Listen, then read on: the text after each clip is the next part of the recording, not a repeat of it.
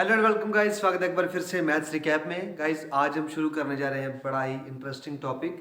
ये टॉपिक जो है 9th 10th क्लास में और 8th क्लास में भी लगभग +1 में, कॉमर्स में, और उसके बाद अगर आप कॉलेज में इकोनॉमिक्स लेते हैं तो उसमें भी पूछा जाता है। तो इस टॉपिक का नाम है मीन।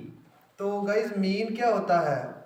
मीन एक्चुअली में अगर लेमैन की भाषा में बोले, साधारण बंदों की भाषा में बोले, तो मीन होता है एक्चुअली में एवरेज। तो आपको मीन समझने से पहले, मीडियन समझने से पहले, मैं सब पर वीडियो लेकर आऊँगा, पर सब कुछ समझने से पहले आपको ये समझना होगा कि सीरीज़ क्या होती है।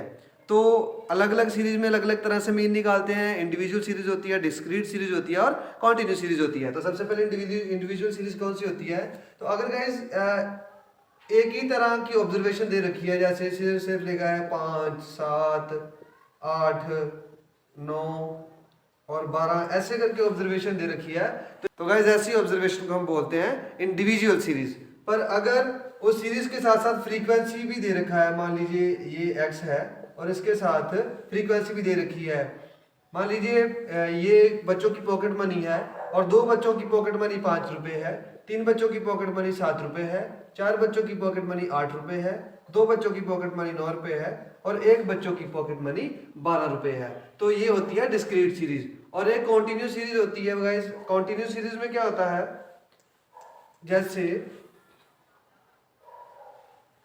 2 बच्चों की पॉकेट मनी 5 से 10 रुपए है, 3 बच्चों की पॉकेट मनी 10 से 15 है, 4 बच्चों की पॉकेट मनी 15 से 20 है, 2 बच्चों की पॉकेट मनी 20 से 25 है और 1 बच्चे की पॉकेट मनी 25 से 30 है। तो ऐसे करके अगर कोई फ्रीक्वेंसी आती है और साथ में ऐसे एक कॉन्टिन्यू सीरीज दे रखी होती है कि 5 से 10, 10 से 15, 15 से 20, तो ये इसे कहते हैं कॉन्टिन्यू सीरीज। तो आपने सीरीज को सबसे पहले समझ लिया है। अब हम इसको समझते हैं कि मीन असल में होता क्या है गाइस। मीन होता है एक प्रकार की, लेमैन की लैंग्वेज में एवरेज भी बोलते हैं इसे।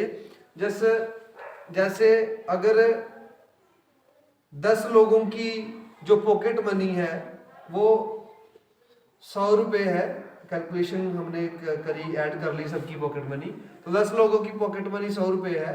तो उसको हम 10 से अगर डिवाइड कर दें तो हमारे पास एक आदमी की पॉकेट मनी ऑन एवरेज 10 आ जाती है।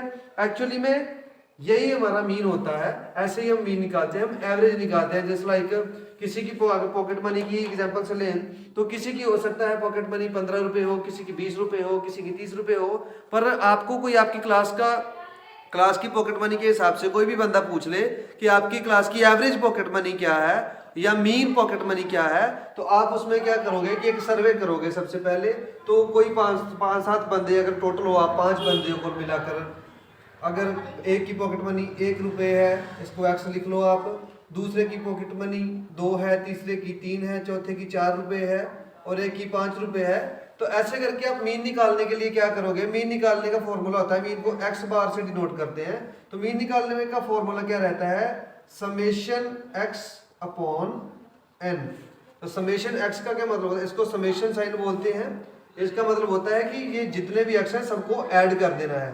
तो समेशन एक्स का मैं आपको इधर बताता हूँ। समेशन एक्स का मतलब होता है x1 plus x2 plus x3 up to so जितने भी x हैं उन सबको प्लस करना रहता है। तो इसी को बोलते हैं समेशन, सम करना होता है सारी वैल्यूज का। तो अभी सारी वैल्यूज का प्लस करेंगे तो 1 + 2, 1 + 2 + 3 + 4 + 5 अपॉन सारी वैल्यूज को काउंट कर लेना होता है। 1 2 3 4 5। ये जो n रहता है ये इसको सभी ऑब्जर्वेशंस को काउंट कर लेना रहता है। तो 1 + 2 3, 3 + 3 6, 6 + 4 10, 10 + 5 15 अपॉन ये जो हमारा 5 है, ये जो n है, तो हमने इसमें लिख लिया है। अब इसकी कटिंग कर देंगे। 5 1 = 5, 5 1 = 5, 5 2 = 10, 5 3 = 15। तो कटिंग कैसे करते हैं? नीचे और ऊपर वाले दोनों डिजिट एक ही टेबल में आने चाहिए और दोनों 5 के टेबल में आते हैं। तो 5 1 = 5, 5 3 = 15। तो गाइज आपका मीन आ गया है x बार = 3/1 और नीचे वाला 1 लिखने की जरूरत नहीं होती। तो मीन आ गया हमारा 3 रुपये, यानी ऑन एवरेज हर बच्चे की पॉकेट मनी 3 रुपये है। तो ऐसे करके मीन निकालते हैं। तो ये हो गया आपका इंडिविजुअल सीरीज में मीन। तो थैंक यू सो मच। आज हमारे 100 सब्सक्राइबर से ऊपर हो गए हैं, उसके लिए आप सबका बहुत बहुत धन्यवाद। ऐसे ही आप अपना प्यार देते रहिए, सपोर्ट देते रहिए। अच्छे व्यू आ रहे हैं, अच्छा सब कुछ हो रहा है। अगर एक बच्चा भी मेरी वीडियो को देखकर सीख लेता है तो मेरे लिए वो बहुत बड़ी बात है, मेरे लिए इतना ही काफ़ी है। तो thank you so much. Maths recap signing off.